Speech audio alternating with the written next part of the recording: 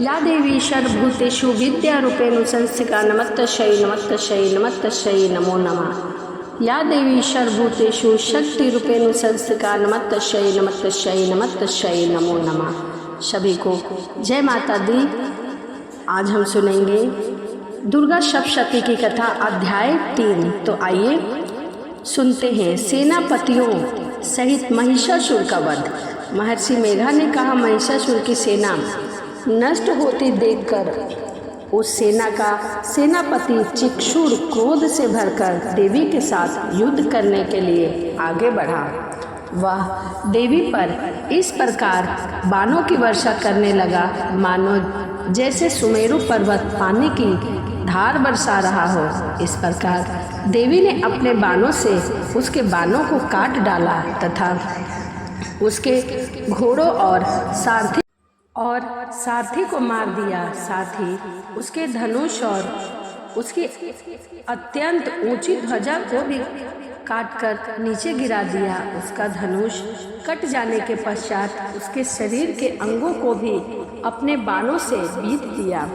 धनुष, घोड़े और सारथी को नष्ट हो जाने पर वह असुर ढाल और तलवार लेकर देवी की ओर बढ़ा और उसने तीक्ष्ण धार वाली तलवार से देवी पर आक्रमण किया।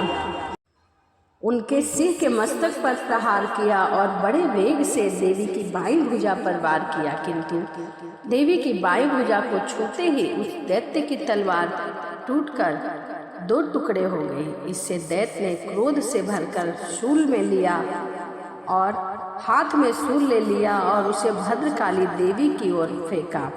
देवी की ओर फेंका हुआ वह शूल आकाश में गिरते हुए सूर्य के समान प्रज्वलित हो उठा। उस शूल को अपनी ओर आते देखकर देवी ने भी शूल छोड़ा और महाअसुर के मूल्य के 100 टुकड़े कर दिए और साथ ही महाअसुर के प्राण भी हर लिए। चिक्षुर के मरने पर देवताओं को दुख देने वाला चामर नामक दैत्य हाथी पर सवार होकर देवी से लड़ने के लिए आया। उसने आने के बाद ही शक्ति से प्रहार किया, किंतु देवी ने अपने हुंकार से ही उसे तोड़कर पृथ्वी पर डाल दिया। शक्ति को टूटा हुआ देखकर दैत्य ने क्रोध से लाल होकर शूल को चलाया, किंतु देवी ने उसको भी काट दिया। इतने में ही देवी का सिर उछलकर हाथी के मस्तक पर सवार हो गया और दैत्य के साथ बहुत ही तीव्र युद्ध करने लगा। फिर वो दोनों लड़ने लगे। फिर सिर बड़े जोर से आकाश की ओर उछला और जब पृथ्वी की ओर आया तो अपने पंजों से चामर का सिर धड़ से अलग कर दिया। क्रोध से भरी हुई देवी ने शिला और वृक्ष आदि की चोटों से उद्रग को भी मार दिया। कराल को दांतों, मुक्कों और थप्पड़ों से चूर्ण कर डाला। क्रोधित हुई देवी ने गदा से प्रहार किया, दैत्य को मार गिराया। भिंदीपाल से वासुकल को वानों से, ताम्र तथा अंधक को मौत के घाट उतार दिया। तीनों नेत्रों वाली परमेश्वरी ने त्रिशूल से उग्रास, उग्री, वीर और महाहनु नामक राक्षसों को मार गिराया। उसने अपनी तलवार से विडाल नामक दैत्य का सिर काट डाला तथा अपने बाणों से दुर्धर और दुर्मूर्ख राक्षसों को यमलोक पहुंचा दिया। इस प्रकार जब महिषासुर ने देखा कि देवी ने मेरी सेना को नष्ट कर दिया है तो वह भैंसे का रूप धारण कर देवी के गणों को दुख देने लगा। उन गणों में कितने को उसने मुख से प्रहार किया, कितने को खूरों से, कितने को पूंछों से, कितने को सींगों से, बहुतों को दौड़ाते हुए वेग से, अनेक को सिंहनाद से, कितने को चक्कर देकर और कितने को श्वास आयु से झोंके से पृथ्वी पर गिरा दिया। वह दैत्य इस प्रकार गणों की सेना को गिराकर देवी के सिर को मारने के लिए दौड़ा। इस पर देवी को बड़ा गुस्सा आया। उधर दैत्य भी क्रोध से भरकर धरती को खूरों से खोदने लगा तथा सिंहों से पर्वतों को उखाड़ उखाड़ कर धरती पर फेंकने लगा और मुख से शब्द करने लगा।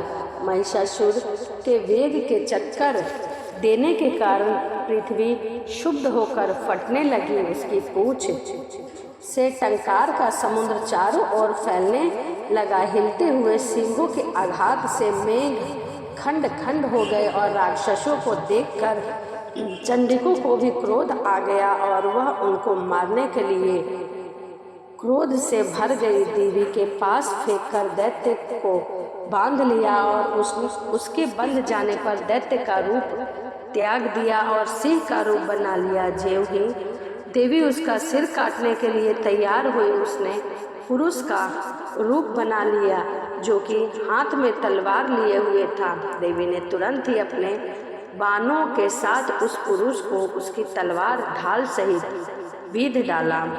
इसके पश्चात वह हाथी के रूप में दिखाई देने लगा और अपनी लंबी सूंड से देवी के सिंह को खींचने लगा और तेज तेज गर्जना करने लगा। देवी ने अपने तलवार से उसकी सूंड काट डाली। तब राक्षस ने एक बार फिर भैंसे का रूप धारण कर लिया और पहले की तरह चर अचर जीवों सहित समस्त त्रिलोकों को व्याकुल करने लगा। इसके बाद क्रोध से भरी हुई देवी बारंबार उत्तम मधुपान करने लगी और लाल लाल नेत्र करके हंसने लगी। उधर बालवीर्य तथा मंद से क्रोधित हुए दैत्य भी गर्जन करने लगे। अपने सिंहों से देवी उन पर पर्वतों को उखाड़ कर फेंकने लगी। देवी अपने बाणों से उसके फेंके हुए पर्वतों को चूर्ण करती हुई बोली, अरे मूढ़, जब तक मैं मधुपान कर रही हूँ तब तक तू गरज ले और इसके पश्चात मेरे हाथ तेरी मृत्यु हो जाएगी। पर उसके मृत्यु होने के बाद देवता गरजेंगे। महर्षि मेघा ने कहा। यह कहकर देवी उछलकर उस दैत्य पर जा चढ़ी और उसको अपने पैरों में दबाकर शूल से उसके गले पर आघात किया। देवी के पैर से दबने पर दैत्य अपने दूसरे रूप से अपने मुख से बाहर होने लगा। अभी वह आधा ही बाहर निकला था कि देवी ने अपने प्रभाव से उसे रोक दिया। जब वह आधा निकला ही दैत्य युद्ध करने लगा तो देवी ने अपनी तलवार से उसका सिर काट दिया। इसके पश्चात सारी राक्षस सेना हाहाकार करती हुई वहां से भाग खड़ी हुई और सब देवता अत्यंत प्रसन्न हुए तथा ऋषियां महर्षि सहित देवी की स्तुति करने लगे। गंधर्व राज गान करने लगे, अप्सराएं नृत्य करने लगी। तो कुछ इस प्रकार से देवी ने असुरों का वध किया। तो यह दुर्गा सप्तशती की कथा अध्याय 3 यही समाप्त होता है। अगली वीडियो में मैं आपको सुनाऊंगी दुर्गा सप्तशती की कथा अध्याय 4। तो चलिए इसी के साथ वीडियो को समाप्त करते हैं और मिलते हैं अगली वीडियो में। सभी को जय माता दी, राधे राधे।